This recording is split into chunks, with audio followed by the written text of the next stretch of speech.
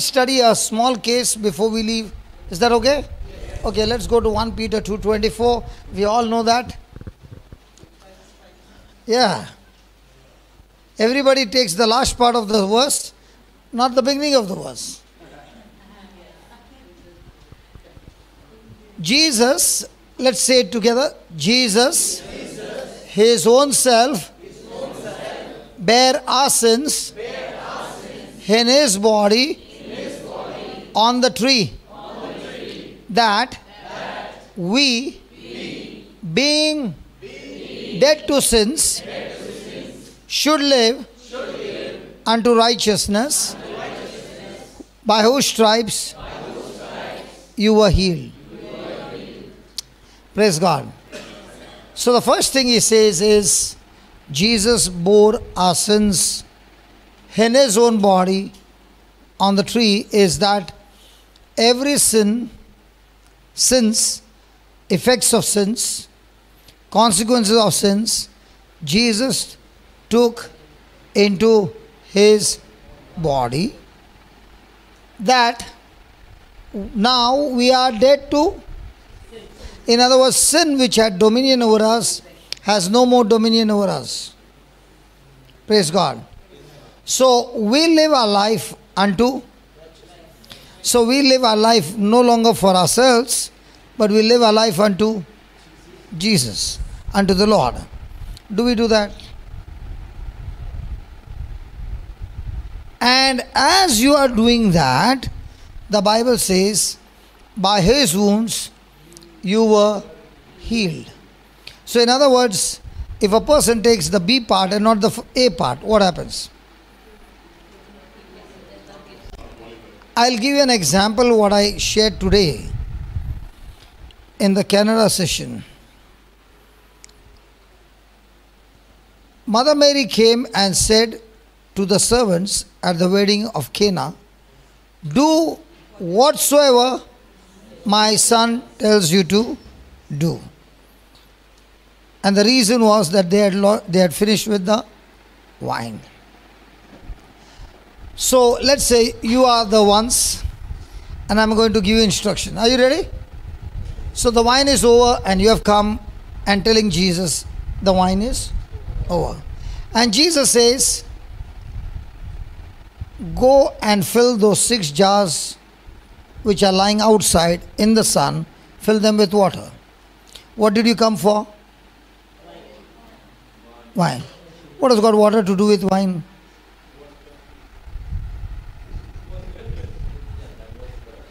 Yeah, but what has got water to do with wine?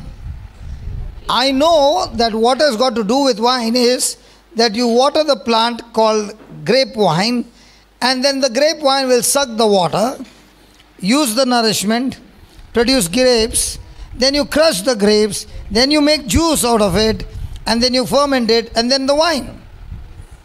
But here is Jesus talking about turning water into wine without the wine tree.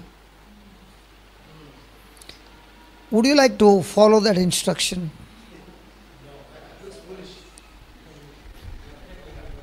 Can water produce wine? Yeah, but through the process of... And here is Jesus showing quick service, full speed. Now, when Jesus gave them the instruction, okay, did they question Jesus? Were they disciples? Were they disciples? They were just servants, and that too not Jesus' servants. They were servants working over there. Now when Jesus gave them instruction, they had a seminar after that. And they began to discuss what has got water to do with the wine. And they had a tremendous discussion. And after all the discussion, they decided, we'll go with him. For what? I don't know. Did they have any discussion? And did they fill the jar? The total quantity of water in the jar would come to 120 gallons of water. Not liters, gallons. A gallon would be around 4, huh? 4.7. Praise God. He knows that. He comes from that industry. That's why he knows it. Hallelujah. Now imagine to fill that much water. And normally a person would say the wine is over. They would take the wine jar which are empty and fill them. Because definitely the jars have got empty, right? The container from which they use the wine. So here they are filling the jars, and the jars are just like the one outside in blue, out in the sun. For how many days? I don't know, weeks or years. Now Jesus tells them to fill those jars. Those jars are not meant to drink water. They are meant only to wash your hands and feet. Now did they question him? No. Did they fill it? Full-heartedly or half-heartedly? How do you know? They filled it up to the brim. So when instruction is given to you to do something, do you do it to the maximum or come on, full obedience or little obedience? करना है यार, कर देगा. और पानी भरने बोला, अब क्या? We came to ask him for wine and he tells us to fill water. Okay.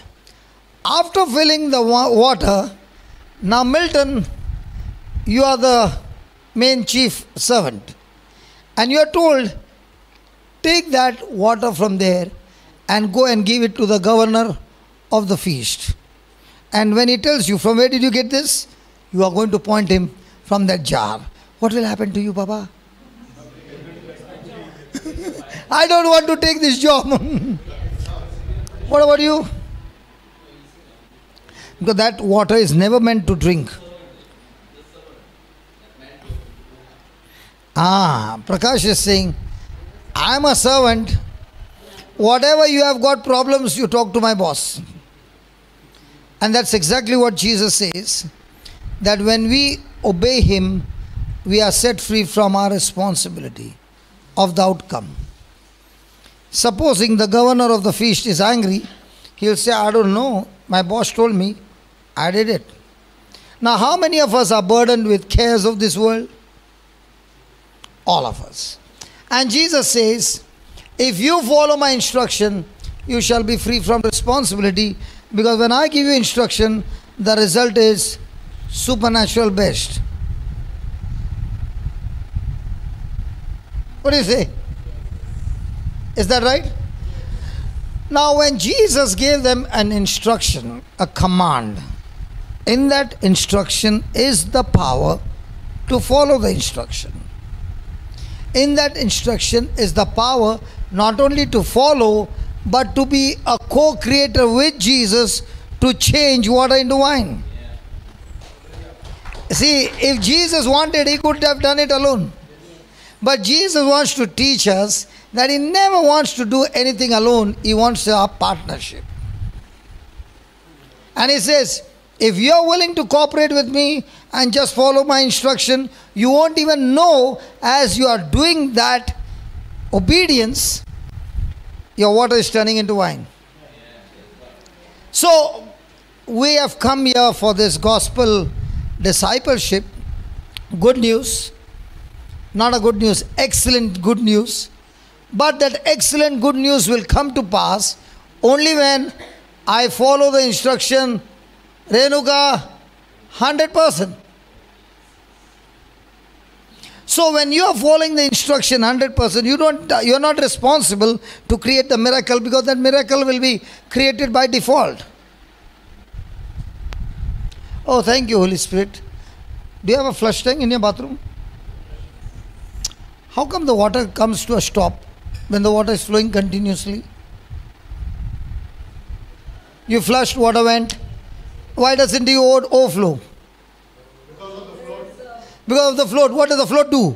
The float, when the limit is open, it opens up.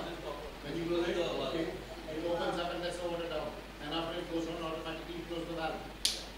And no more water comes out. the float, when the water goes, the float goes down. As the water is being filled, the float comes up.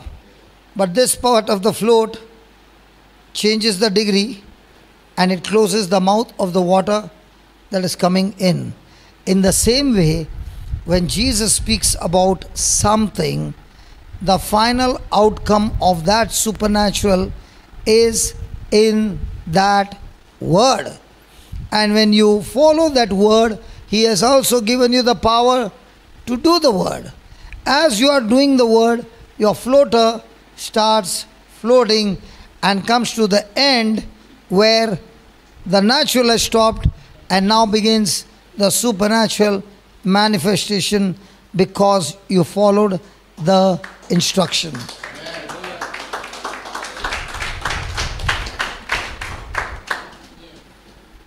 So it's not how much you pray, it's how much you obey. There are many people who are excellent in praying. You pray because you want the power to obey.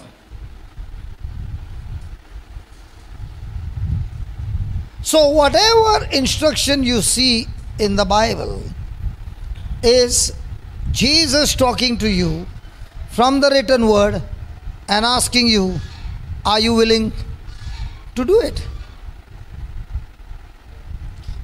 And the servants were just ordinary people.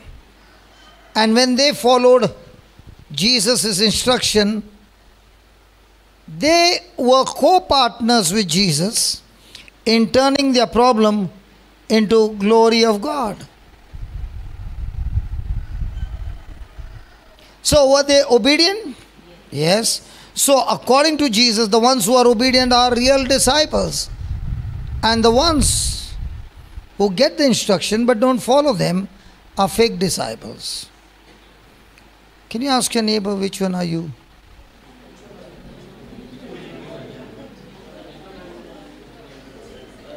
Because if you are a true disciple following his instructions, you don't have to pray for a miracle. The miracle, you give birth to a miracle. Yeah. Kyomi, you put your hand up. Question? You put your hand up. You are stretching out. Okay. Praise God. Hallelujah. So tell me, if a person only concentrates on doing what the word says, does that word only gives instruction, or following the instruction gives birth to a miracle? So from now on, do you need to pray for a miracle? No. You pray that you follow the instruction to the maximum in obedience, cheerfully, and there gives a birth to a miracle. In other words, are you married? How many children? 2. And you 2? 3. Just as the conception took place and the baby started growing, in the same way, when you're following the instruction, the conception has begun. And you keep on obeying and obeying, the conception is growing. And a day comes when there's extreme opposition called labor pain. And when the labor pain comes, the mama has been waiting for labor pain. When will that pain come? Because when the pain comes, it's time to give birth to a miracle. In the same way, when you're obeying, the enemy comes with a labor pain, trying to destroy your baby. And that's the time you continue your obedience.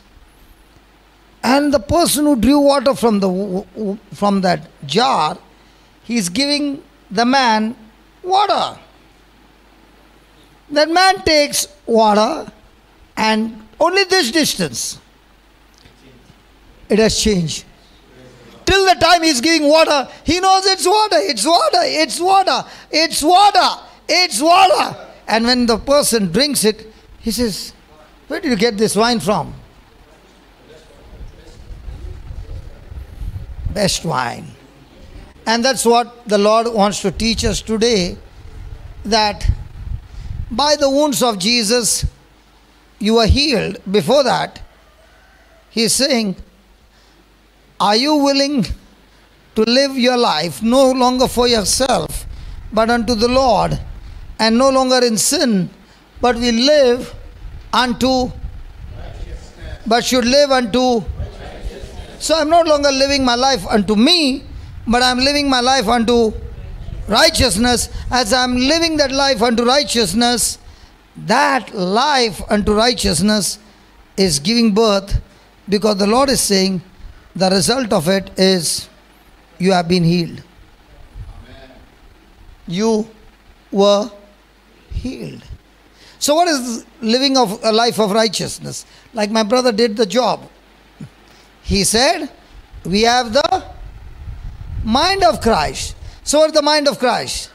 The mind of Christ means whatever Christ thinks, I think the same. Just as Christ was obedient to His Father, so am I, with the mind of Christ, obedient to His instructions. So now, the servants did exactly what He told them to do. Did the servant know that the man who was tasting would give him, where did you get this from? He did not know. In the same way, when you are in obedience, whether people see you, they don't see you, you are in obedience, your life turns into beautiful wine, that whenever people taste you, they say there's something about you. I can taste Christ in you. I love to be in your company. I get a nasha of heaven. I came with worry, but I went out with joy. Why? Because of Christ in you. And what I found the best part is, Jesus gives command to the servant obeys and does what Jesus told, and he discovers water turned into wine. So then he goes and gives the instruction to somebody, and that somebody follows the same, and her life turns from water to wine. And then she goes and tells somebody else, and her life turned into water into wine. So what are we doing? We are sharing the word to others and saying, if you can only follow this, your life will turn from lack to super abundance. But before it turns to super abundance, the question is, are you willing to follow the instruction? And that is why we find the more the people are smart, the greater the reasoning. The more the people are simple, they follow it. That's why you see the simple people are coming with their life turned around from lack to abundance, but the extra smart are still thinking smart with worldly thinking and consider the worldly things, and they can't get result in the kingdom of heaven because you don't operate it that way. What do you say? Hello, what do you say? And when you are an extreme obedient person, people start saying, you look like a clown, man. I'll tell you when you look like a clown. Can I tell you? You are standing at a traffic signal and there it's red. And all the vehicles are passing by and you're still there, and the fellow behind is giving you bad words because you stopped there. Because he can't go. And you are deaf to his horn and you're waiting for that red to turn green. And when that green comes, you are going at your speed and the fellow behind goes overtaking you, showing you some finger, some sign language and irritating you, and you still say, God bless you. I've had this experience. So when you stick to the Lord and you say, Lord, If you say walk, I walk. You say stop, I stop. You say my head down, I head down. Legs up, legs up. Whatever you say, I'm willing to do it. Those are the ones who see no lack in their life. Hallelujah. Hallelujah. Hallelujah. Thank you, Jesus. Let's take another example. Here is a lady who has got, let's say, paralysis. Okay? And she has been sitting on a wheelchair for the last 5 or 6 years. She has been praying hard and the healing has not come. And the man of God goes and lays hands on her knees. Now, because of lack of exercise, her weight is more. But the man of God is on his knees, bending down, laying hands on her knees and saying, thank you, Lord, for touching her knees, recreating her knees. And Lord, thank you that by your stripes and by your wounds, this precious sister is completely healed. And now he says, come on, get up in the name of Jesus. Arise and walk in the name of Jesus. Now this lady listening to this is trying her best to get up and she can't get up. Now she starts saying, Jesus, please have mercy on me. I know you are good God. I know you have promised me to be healed. And I know, Lord, you can heal me. Please, Jesus, please help me. You know that what I'm going through in my life. My family is going through so much of torture because of me. I've become a burden in my family. And I can't do one thing because of this sickness. Please, Jesus, please help me. And the preacher starts saying, hold on. And she starts screaming even more. And the preacher looks at her and says, shut up in the name of Jesus, loudly. And this lady is quiet. Now what happens to the congregation? When the preacher says, shut up. I don't want to hear one noise or one sound from you. Shut your mouth now. Is the preacher very rude to this woman? Joshua, is the preacher very rude to this person? Yes. Now,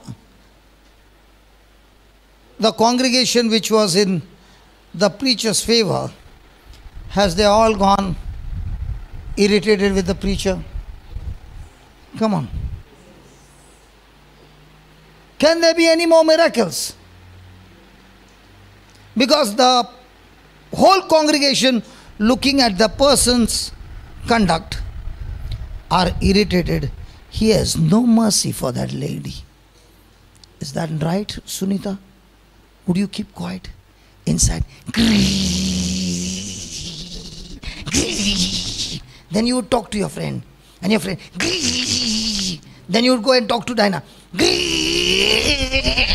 And then they. Now, the whole congregation doesn't want to listen to the preacher because they are.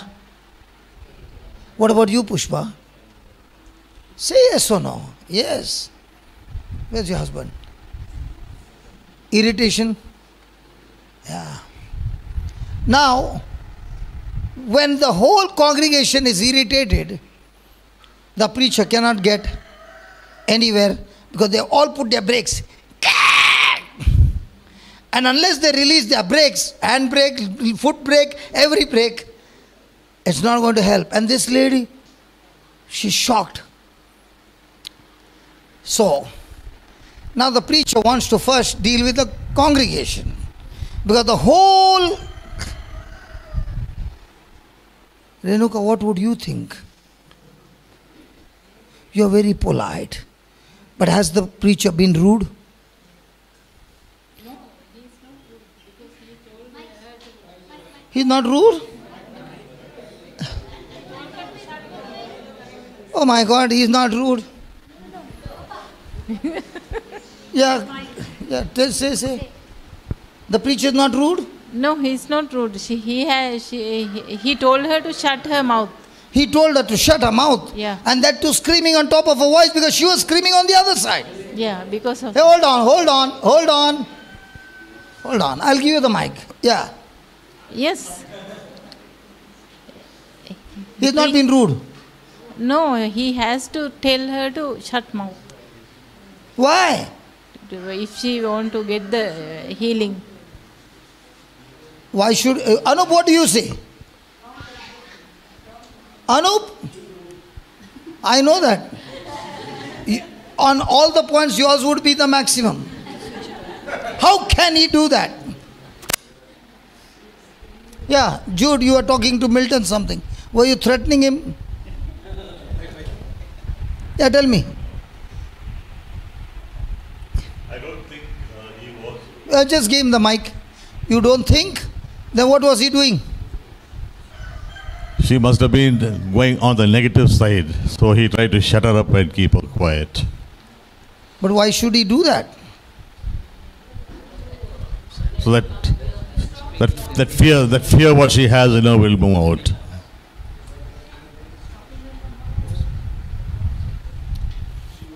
Ramesh? Let me hear Ramesh and Prakash what they have to say. She was operating in fear. So why should he say, shut up in the name of Jesus? She did not agree. No. So he should say like this. No, she was not. She was completely the same. Then he said that just shut up because he was obeying the other voice from the. He was obeying another voice from God. No, not from God. She was completely disturbed, and she was hearing some other voice, and she was disturbing the preacher. So she just commanded her to this. Yeah, just give. I like this. Yeah. One minute. You'll get. David, you're next, and then Prakash. Not the other Prakash. Huh? Yeah. You said in the name of Jesus, no? So you're not talking basically to the lady, but the spirit that was deceiving her. Okay. You're commanding that spirit. Okay. So if I say that in front of everybody will be polite to love me. No, depends on the lady how she accepts it. The lady is screaming, Jesus. She's desperate to get a healing. Come on. And when she's so desperate and so much in pain and she's praying and this man is saying, shut up. Yeah, David. Yeah, the lady is talking about the things seen. And she's begging. Come on. She is begging. Come on, yeah. She's in that torture, yeah. Okay. Don't you have any mercy for her? No, but he has the mercy, but the negative is coming too much. Imagine 6 years she has been on a wheelchair. Yeah, but there is too much of negative coming before the negative She's spoils not saying and kills aborts the miracle. See, she's not saying negative. She's saying things seen. Come on, Jesus, help me, Jesus, please, Jesus. She's begging when he's working a miracle. David, you are destroying my heart also. Why? Okay, give Prakash. Praise God. Yeah, praise God. He's a loving fellow. Yeah. Let me hear from his mouth. Yeah. Yeah, even though it was undecent from the preacher's side, but what he has done, the act was valid. Maybe the congregation may not like it, but he has done the right thing. What would you do if you were in that place? I would have not screamed. Sachival. I would have not screamed. Huh? I would have not screamed at that side, but maybe later part I would have gone side and... But would you be in the preacher's side or the... I would have been preacher's side, because when you get something, I would have been preacher's side. Okay, how many of you would have been on a preacher's side? Honest answer, please. Really? Milton, you also? My God, I can't believe these hard-hearted people. You also? Anup, you changed the team, man. Hey, I was asking whether what I spoke was rude or not. Yes. So, would you still be on the preacher's side? After being so rude? Huh?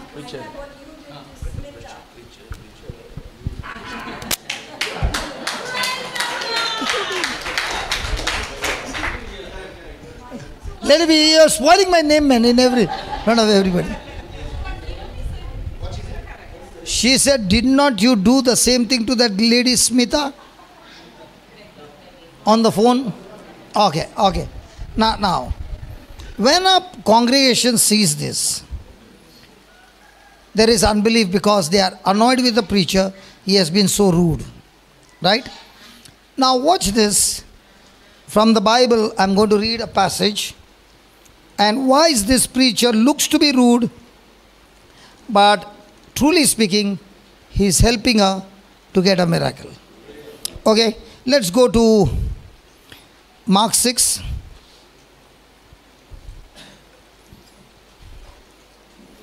Verse number 5.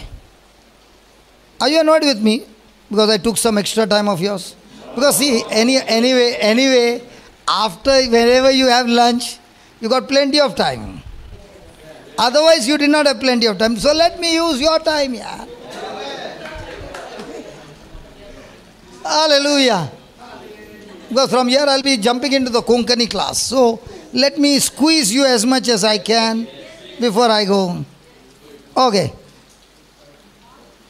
Read Mark 6 verse 1. No, we'll start with 1. Somebody read very fast.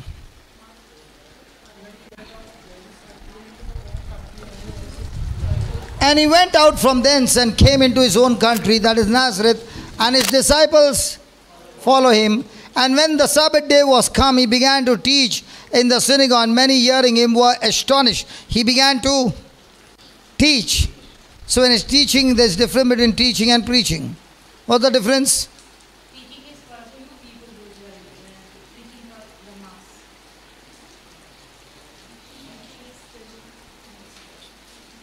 So if there is a lot of people, it is preaching. When it is little people, it's teaching. Preaching is to give understanding, and teaching. Cue me. Just take a mic and speak. Then you will only say on the YouTube we are not getting the mic. With the mic. There are 3, no? Where's the other one? Preaching is when you are able to change the mind of the person from carnal to spiritual. And teaching is when you're merely giving knowledge and the person is taking in the knowledge, but there is no shift in the mindset. Okay. Preaching is when an evangelist comes and gives him the message to have only a conversion. That's preaching. Teaching is the person who has got converted. Now you are making him to be a disciple who can carry on the same what the master is doing. So preaching is for conversion. Teaching is to make you a disciple who can go and do the same what his master is doing.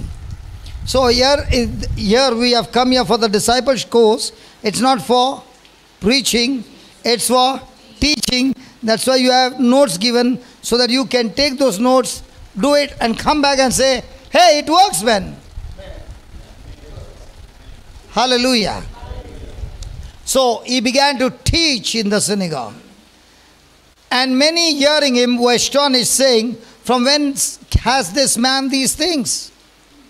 So he's giving an understanding of an invisible kingdom using parables which are visible to make them understand that this invisible kingdom of God also works on the same principles. So there are teaching.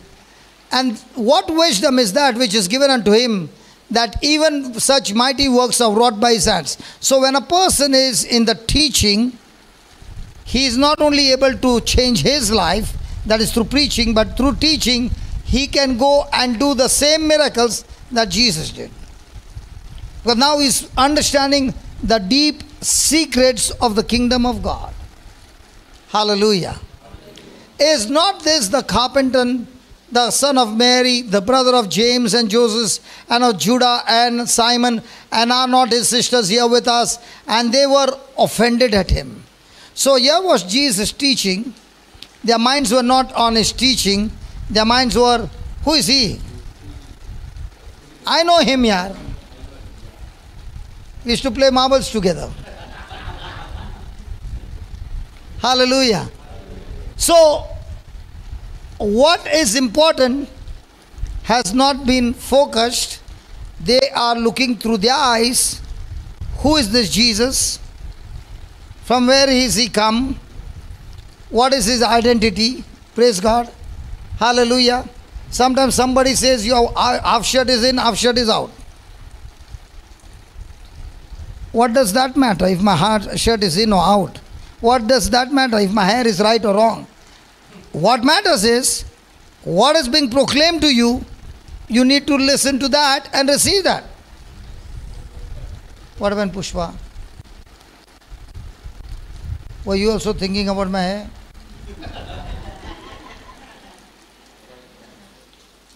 But Jesus said to them, a prophet is not without honor, but in his own country and among his own kin and in his own house.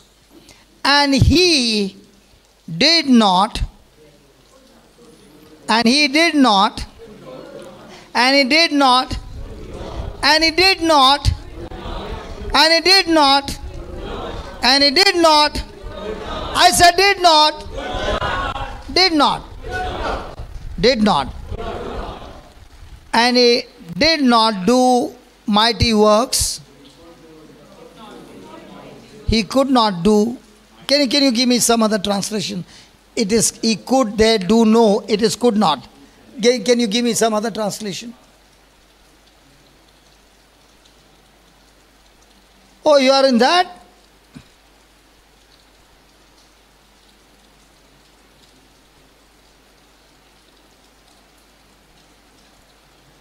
Five. 6:5. Put that ESV, we will get there. Okay, AMPC, okay, let's see.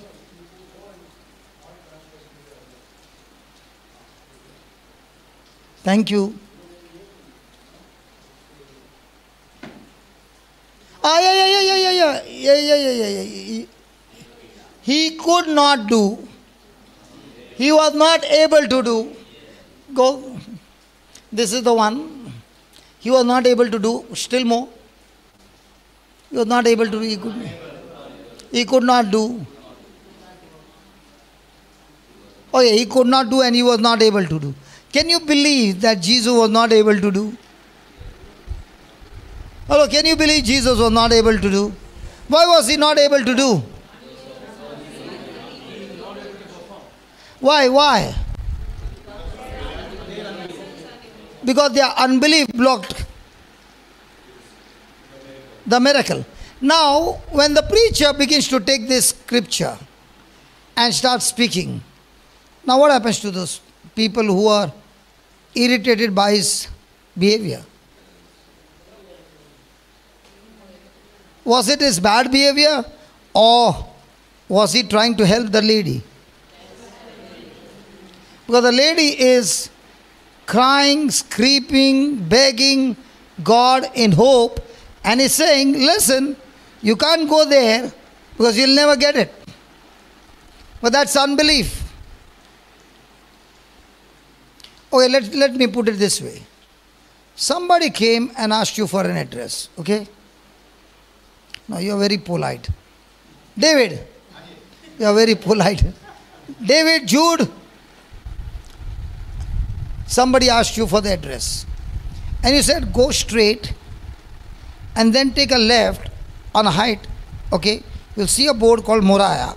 And you go, just take a left turn and you will reach there. And you gave that instruction. And you saw the person, instead of taking a left turn, is moved straight in the car. Will you overtake that car? You are in behind. Will you overtake that car? David! Who's in the front car? The person who asked you the address.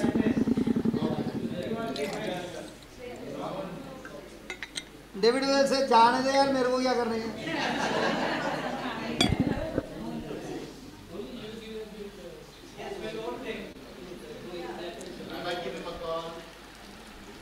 अरे stranger है यार. You are in a car, won't you overtake him?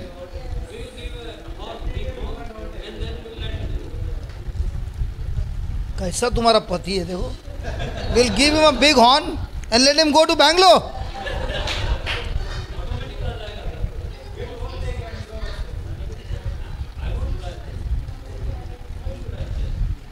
When you see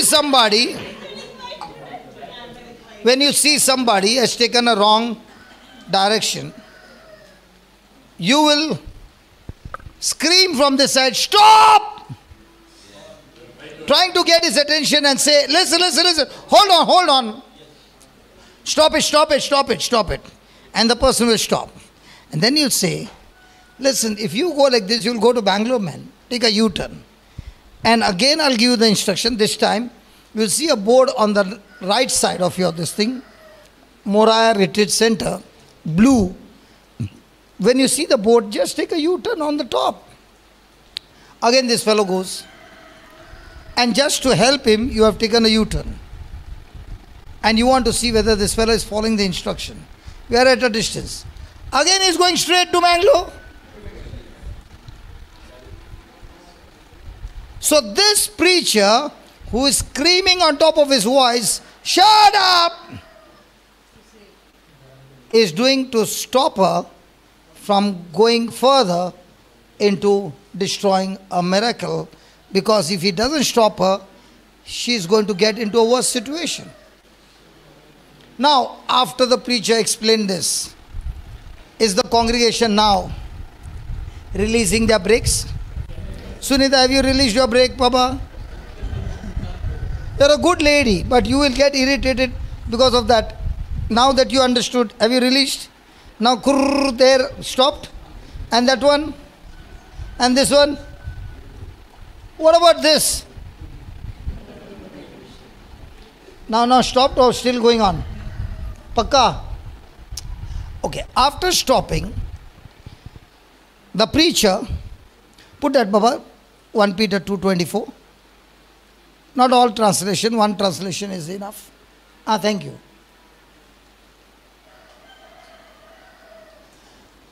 So the preacher is asking this lady certain questions. Please read this. By his own self bare our sins in his own body on a tree, that we being dead to sins should live unto righteousness, by whose stripes you were healed. So, the preacher tells her, tell me, what do you believe? I believe that God will surely heal me. He loves me. He cares for me. He will surely heal me. Now tell me, how many people in this world have this kind of belief? We all had. We all had that God is good all the time, but still is going to take time to heal me. Now the preacher says, read it again. And read the last line. By his stripes, by whose stripe? His stripes, you were healed. He doesn't say you will get healing. You are already healed. You are already healed. But what is this lady believing? And then the Holy Spirit reveals to her that He is not going to heal you. You are already healed. And now the preacher questions her again. What do you believe? Do you believe God will heal you? And she turns around and says, for the first time in my life, I've come to realize that I don't get healing, I'm already healed. And he says, if you are already healed, what would you do? How would you praise God?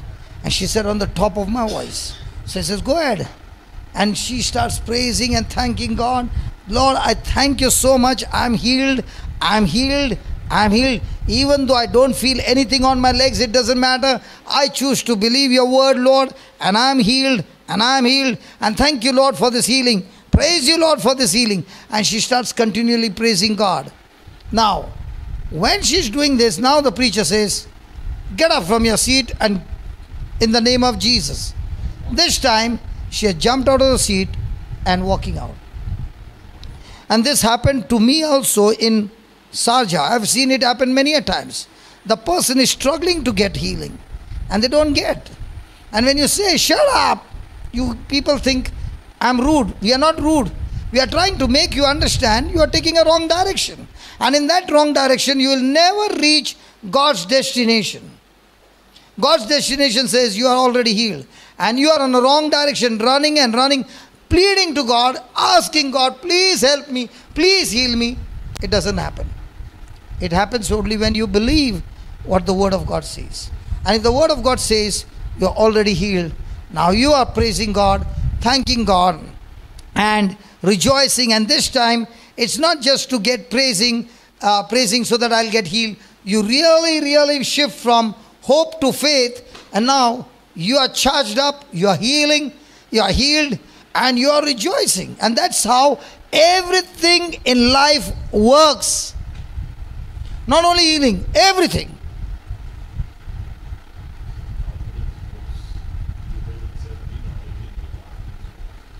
Yeah. So every time I call people out and I'm saying, okay, now watch this, how God is going to heal this person. Why am I saying that? Because I'm confident. I know that this person is already healed. All I need to do is make him believe that. And the next moment, he is surprised. And then I call anybody and say, I'll teach you how to do it. And they're saying, oh my God, what if it doesn't happen? No, you just do it. And when the healing table, he is looking at his finger, how did the deaf ear open? It's all on your believing. And when you're believing and somebody's with unbelief, your unbelief is going to block the healing.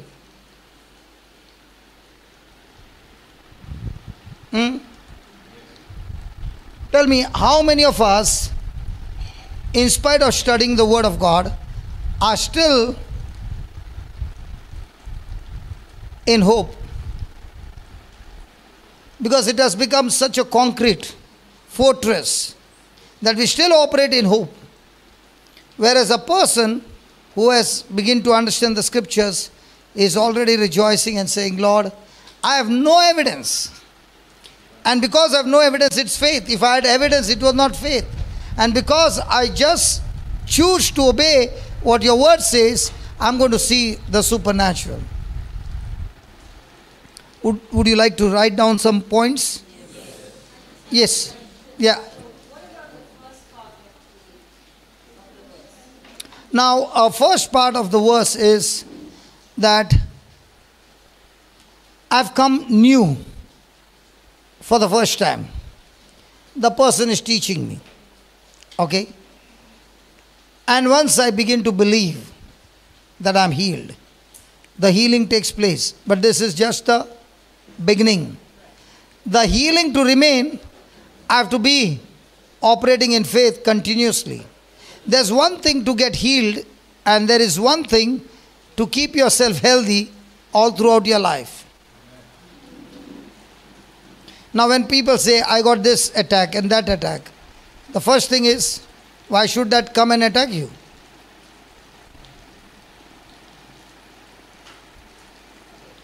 So when you are flooded with faith, I'm not saying there will be no attack, but the frequency of attack on you will not be a person who doesn't know. Because you are fighting. Hallelujah. Thank you, Jesus. And when the attack begins, how much are you curving in and how much are you fighting the good fight of faith? And when you're fighting the good fight of faith, you're not only coming out victorious, you're coming out with more immunity and more strong. And you have more experience now. And you're going and teaching others, how did it happen? And you're coming out more victorious, because that area where you once upon a time you used to be weak, now you're not allowing unbelief to take over, you are fighting that battle with belief. Praise God. I'll give you an example. I had 2 boils on my heel quite a few years back, and it was unbearable. And when I would walk, the heel, when it touches the ground, would give me shooting pain. Now when I go to preach and I walk this way, okay, what happens to the congregation? They say, this fellow needs healing and he has come to preach on healing. Praise God. Hallelujah. I had reached a stage where I was at home and I was supposed to go to Sri Lanka, and I was sitting and I could not stand. And that's the time my wife brought ice, put it in the bucket, and she said, dip your legs in. And after 10 minutes, I stood up, but she never said, are you really going? She knows I'll be going anyway. So with that, I went. And it lasted for 7 months, and believe me, during those days, I would see tumors disappearing, lumps disappearing, but both of them would be say, I'm still there. And I would say, whether you are there or not, my job continues, because I choose not to believe you are there. I choose to believe I'm healthy. And I landed up in Australia in Tanya's house. And that evening we had a service. I went to sleep. The next morning I got up, no prayer, nothing, sleep, got up. And from that till today, nothing is there. But it took 7 months. When you were walking without any of this, like good pain, right? When you Yeah. so you walk normally, not No, I would not show. I would not show. But during the break, my inner circle knew that I would go and that chapati rod, you may, Balan, I would put it on the floor and I would tell him, scrub my leg, and then he would scrub it with, and I would be in pain for 30 minutes and make it loosen, and then it would give me some relief to walk. But again the same thing would go on.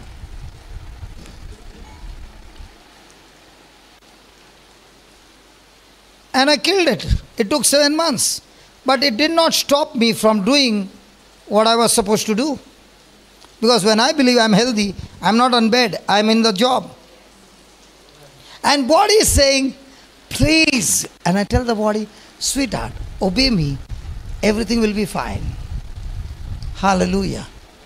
For example, now you might be feeling hungry. And what are you saying? Please obey. Because we have got too much timing, disciplined timing. And science said, and science makes you so delicate, darling, that you are delicate, darling, all the time.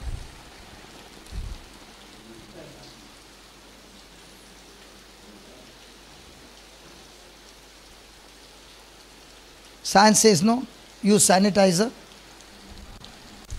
I guarantee you, the person who is using that sanitizer every day, when something hits the anyway, they are the first ones to become serious.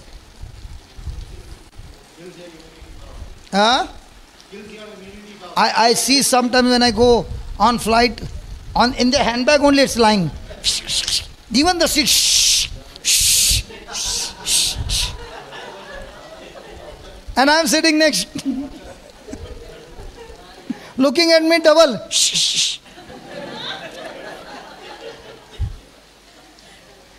I pray for such people. Praise God. There's so much of fear. Hallelujah. So write down.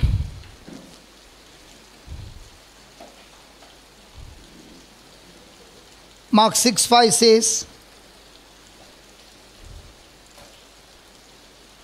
Jesus could not or was not able to do mighty works.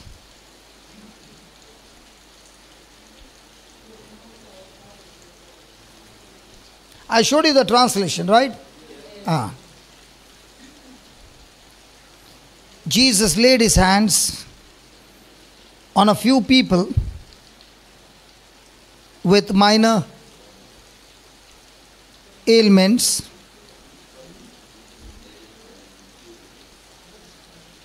Jesus laid hands on a few people with minor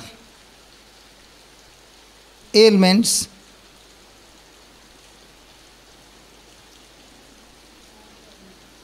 The only ones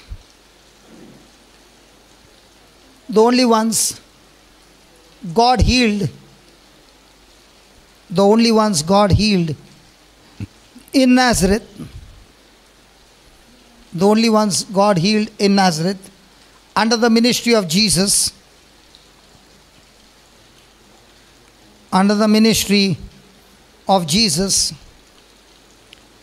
were few people with minor ailment,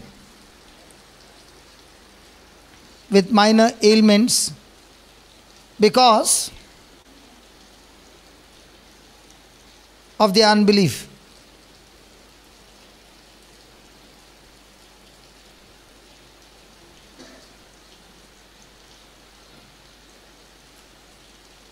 Praise God. Is that right? So when the congregation, write down, so when the congregation heard the preacher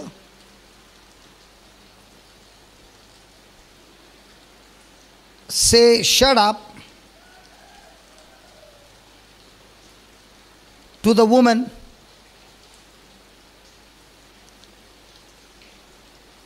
who was begging,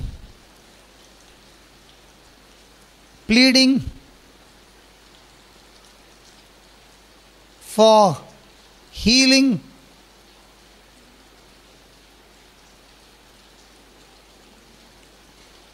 she was believing in hope and not in faith.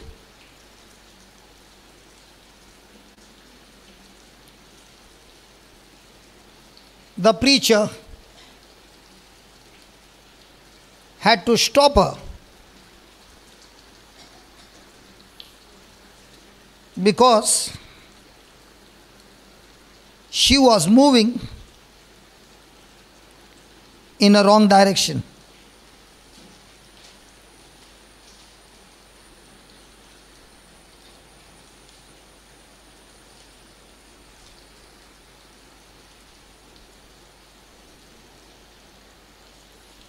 He wanted to help the woman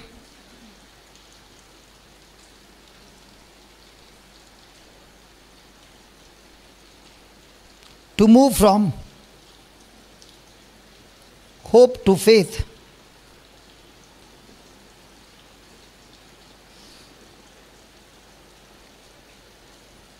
It is just like a person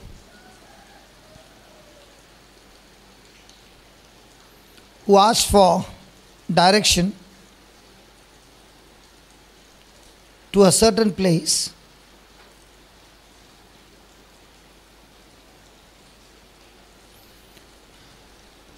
but instead of following the direction, your direction, you saw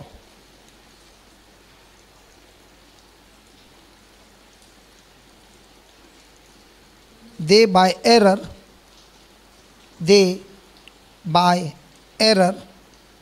took the wrong way.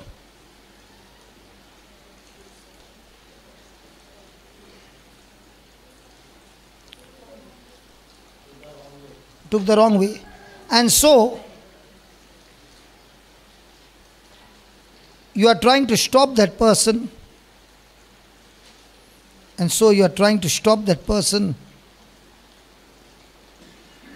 so that you help him move in the right direction.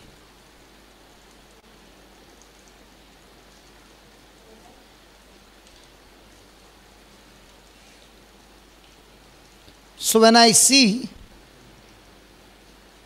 someone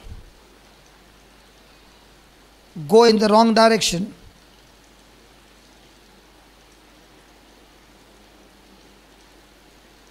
the preacher is trying to lead that person in the right direction.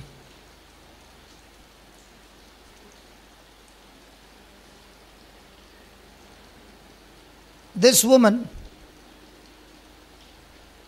was going in the wrong direction.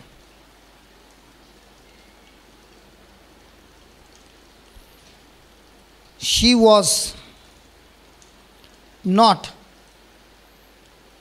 on the road of healing.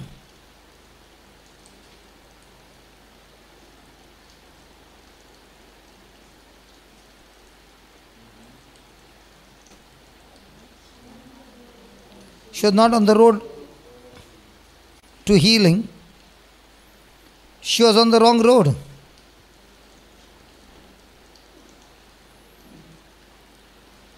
And she was, and the preacher was trying to get her attention.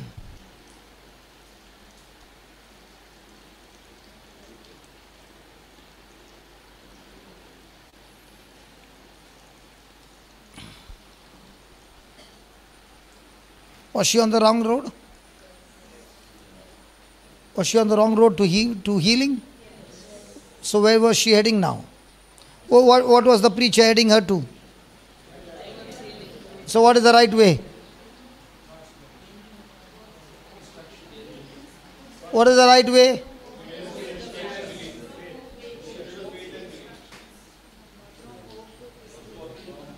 What is the right way? He said you are in the wrong way to get your healing.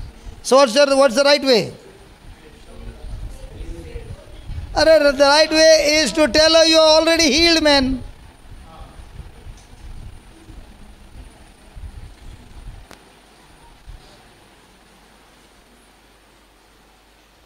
Hello.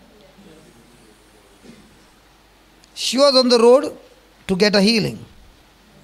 And she was praying about it. So the preacher stopped her and said, hold on. Let me show you the right way. What is the right way? And what are we doing?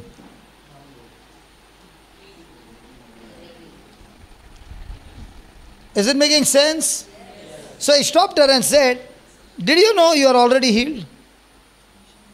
Now the woman is puzzled. Is the legs moving? No. The preacher is saying, you are already healed. So will it puzzle the woman? So now he has to take her on the journey to prove his point and to prove her the road that you are taking is wrong and this is the right road. So he brings her to this place, right on. The preacher says to this woman, did you know you are healed?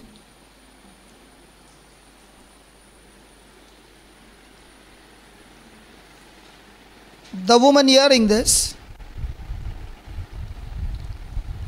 her eyes pop open and she questions, am I? The preacher says, yes, you are. Yes, you are healed, and I can prove to you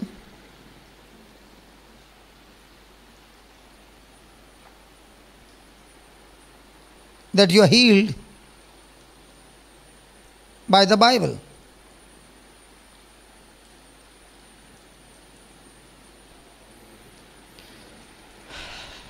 Now interesting. Did he say, I'll prove it to you? Yes. But did he say, I'll prove it to you by the Bible? Hello. This woman is looking that she's sick by sight. The preacher is saying, you are healed by faith. So the woman is surprised. She is saying, am I really healed? My legs are not moving. So he says, I can prove it to you that you are healed. He doesn't stop there. I can prove to you that you are healed by showing you in the Bible. Now, let's take your example. You wanted tongues. You saw people getting tongues.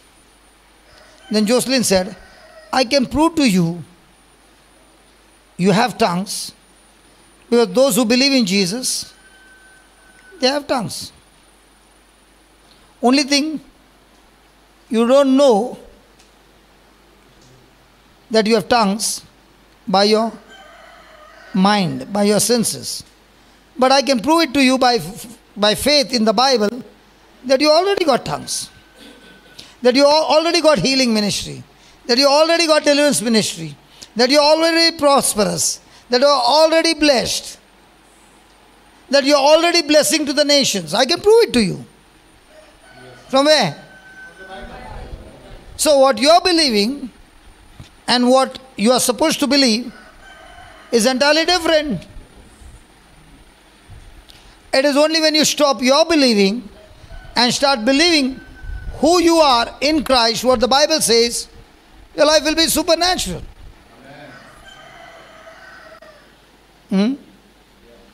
So are you going to look at things using the lens found in the Bible, or are you going to look at everything in your life looking at your natural eyes? If you are looking into your natural eyes, you will still be in the same position or even worse. But the moment you look into through the eyes of the Bible, you are entirely a supernatural being, because the supernatural creator is living inside of you.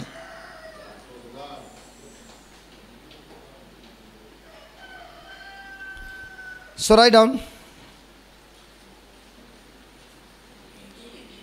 Is it making sense now?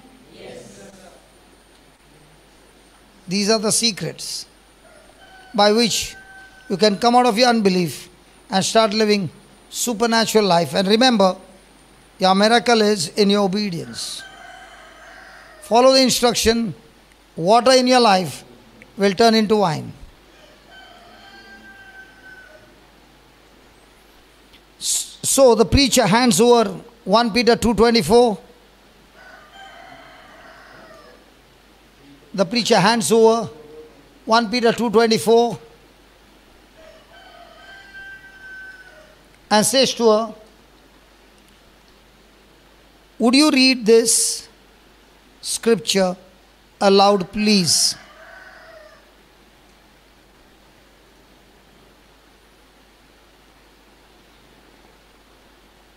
And now the preacher says,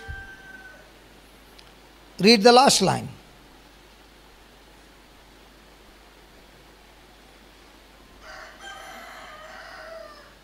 By whose stripes you were healed.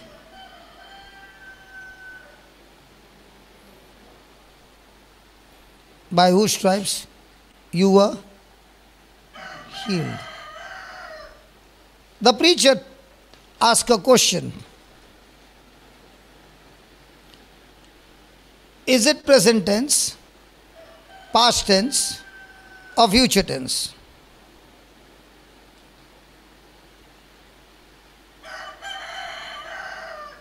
The woman says, what tense? Come on. Hey, what tense is it? Oh, don't tell me to teach grammar, man. What tense is it? Past tense. The woman says it's past tense.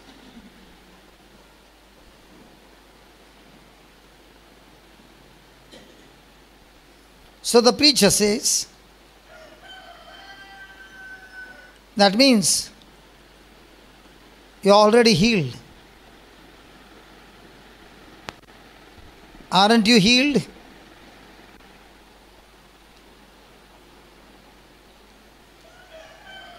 And now the woman says, yes, I am.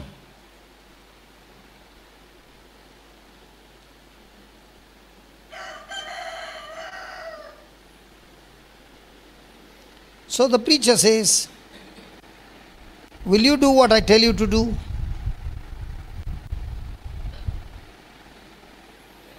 The preacher says, will you do what I tell you to do?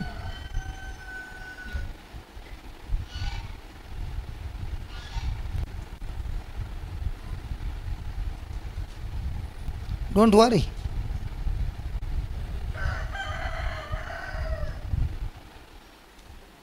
No worries. It's easy. Will you do what I tell you to do? And the woman says, I will if it is easy.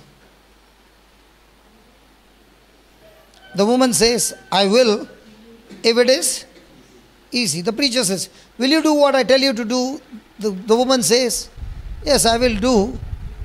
But if it is easy. And the preacher says, this is the easiest thing you ever did in your life. This is the easiest thing that you ever did it in your life. Just lift your hands up.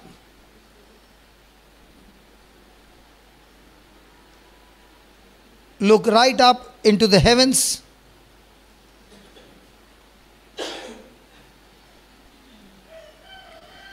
And begin to praise God.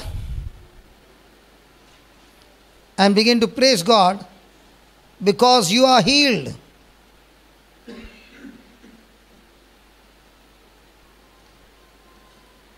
Present tense.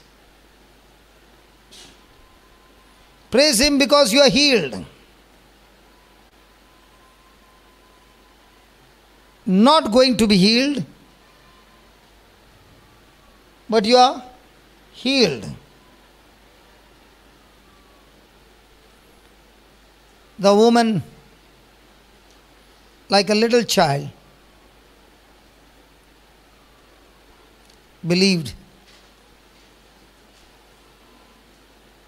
and said, dear Lord Jesus, I am so glad I am healed. The woman said, dear Lord Jesus, I am so glad I am healed. She had not taken a single step. She had not taken a single step yet. She had no evidence of healing whatsoever. But yet, she said, I am so glad I am healed. I am so thankful. Dear Lord Jesus, I am healed.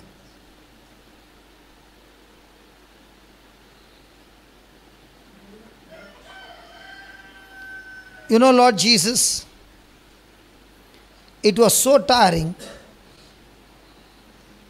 to sit on the chair for the last 6 years. But today I am so glad. Thank you, God. My knees are healed. My limbs are healed. And I am so thankful to you that I am healed.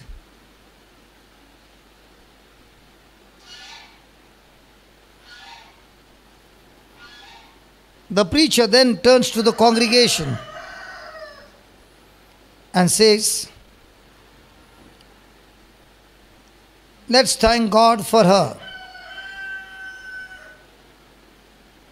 and with her because she is healed. Not going to be healed, but she is healed. Faith is present tense, not future tense.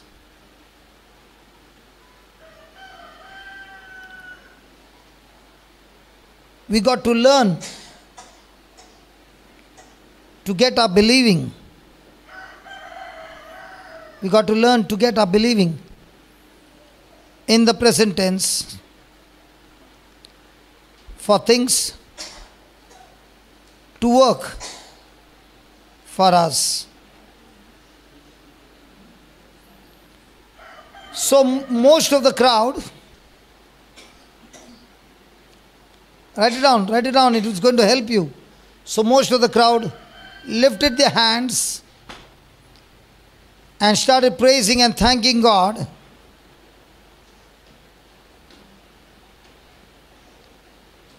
With this woman, because she was healed.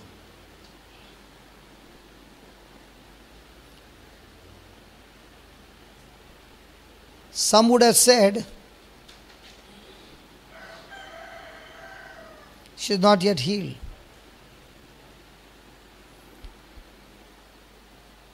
There is no evidence that she is healed.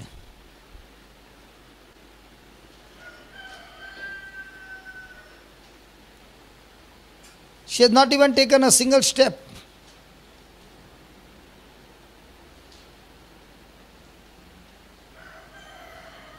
But remember, faith is the evidence of things not seen. And if, I'm not giving you the full thing, I'm talking about the evidence. And if a person is going to wait till you see something, if a person is going to wait till you see something before you believe it, then that is not faith at all.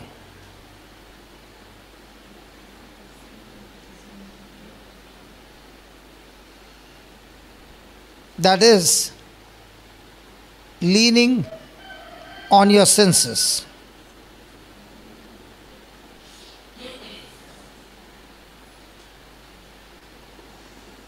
The preacher now turns to the woman and says, "Now, sister, arise and walk in the name of Jesus."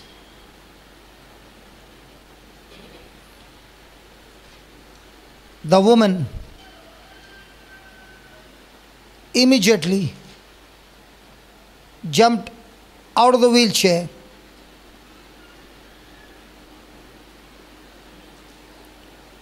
walked and leaped and ran, praising God.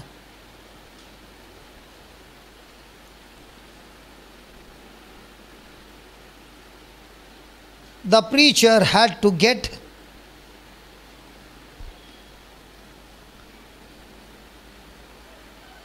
that woman, the preacher had to get that woman believing in the right tense, believing in the right tense.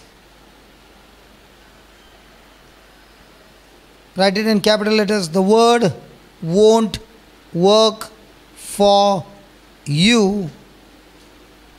The word won't work for you unless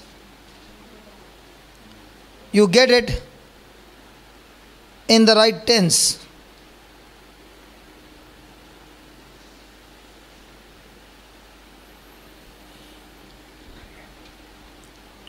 As long as you are struggling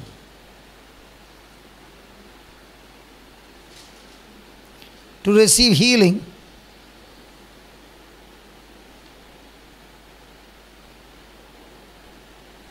for example, you believe you are going to get it, you believe you are going to get it sometime in the future, that is not faith.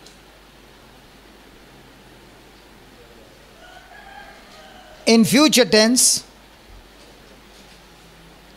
it is hope. Faith says,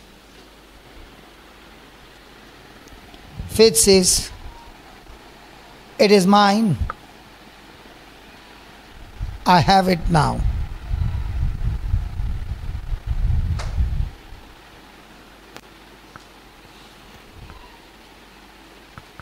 Praise God. Thank you. Now, can you do a homework? Yes. The homework is the notes that you have written right now. Is an example of a woman. There are many things in your life which you are also believing for. And might be you have been believing for in the future tense. Can have your meal, sit down somewhere. Stay away from everybody. Tawa is garam. You decide. Stay away from everybody. Go to a lonely place. Go on the top. Take a chair from there. Go on the top. Sit alone with the Lord. Take those notes. Make a list of your needs. And confess. And like the woman, praising and thanking God, do that and celebrate your miracle right now in the name of Jesus.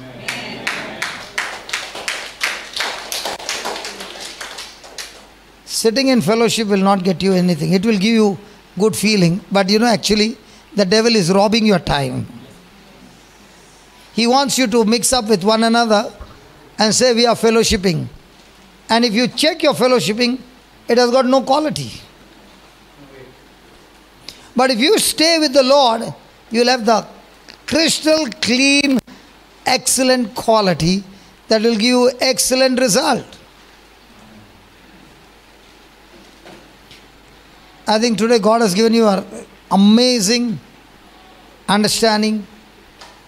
Sit down, come back with praise and thanksgiving that it is finished, it is done. Okay? So we meet at 4 o'clock? No, not you. The Hindi session will meet at 4 o'clock. You will be coming at around 6 o'clock. You will come at 6:30. And I was telling her, I wish this session gets prolonged so that we get more of it now. Afterwards we don't. Even on this thing you will get it. Don't worry. But what you got is for the whole week. Make it, learn it, use it, and come back with many testimonies. Yes. Father in heaven, we thank you, we praise you, Lord. Thank you for this time and thank you for teaching us the truth and all these cases. Lord, it helps us to check our own life and we find that we are not aligning ourselves with the Word of God. We are still operating in hope, whereas you have been speaking that faith leads us into the supernatural. Lord, I thank you and I pray for each one of them, all of us, that we will use our time of what you have been teaching us to go back to the notes, go back to the teachings, listen to it over and over again, and make a list of things that we have been hoping for, cancelling those things and believing that we have received it in Jesus' name. And Lord, I thank you for teaching us these powerful truths. And this is the easiest way to be connected to heaven and download those things that we need to fulfill the assignment for our life. We thank you for teaching us the easiest, sure, supernatural way to bring forth the manifestation of your glory. In Jesus' name. In Jesus' name.